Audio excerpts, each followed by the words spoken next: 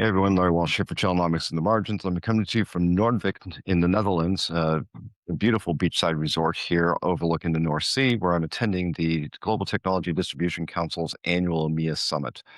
Um, this is my third stop on this 2-week European tour, and I got to tell you that the stories I'm hearing, the conversations I'm having with vendors, distributors, and partners are all fairly consistent.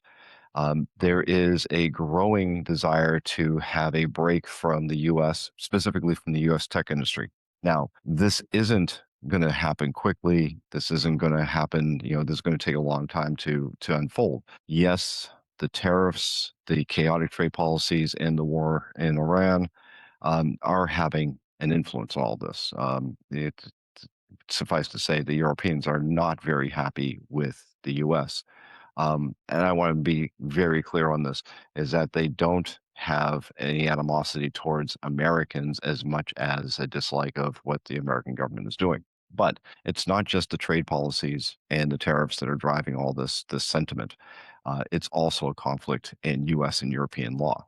The European Union takes data privacy and data integrity very seriously. They have laws that require data sovereignty and also sovereign clouds. If the data is generated here and being used by Europeans, they want to have control over it. They want it to be local and they want it to be free from interference and compromise by any outsiders. And that includes the US. This is in conflict with US law. And US law says is that if data resides on an American platform provided by an American company, the US government has the right or should have the right to access it when it sees fit, wherever it is, for purposes of national security and other interests. Now, um, the partners are telling me that sovereignty is becoming a really good selling point, that they're able to go to their customers and sell them on tools and applications and resources that enable sovereignty, that allows them to have protection and more control over their devices and over their information.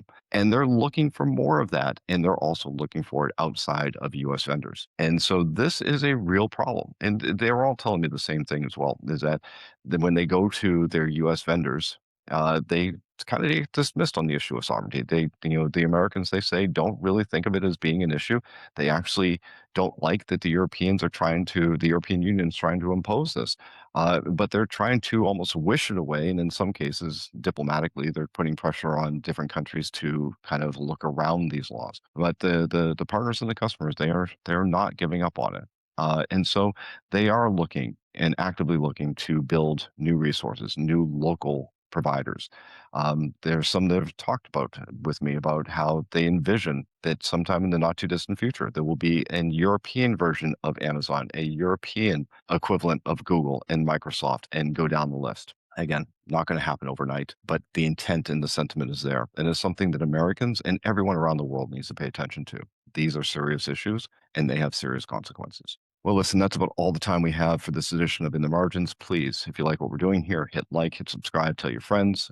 Please check out all the information on our partners at the Global Technology Distribution Council. They have a wealth of information in their library about distribution models and best practices. Also, check out Channelnomics' other podcasts, Changing Channels and the Network Effect, as well as all the best practices of research and services we offer at Channelnomics. Until next time, I'm Larry Walsh.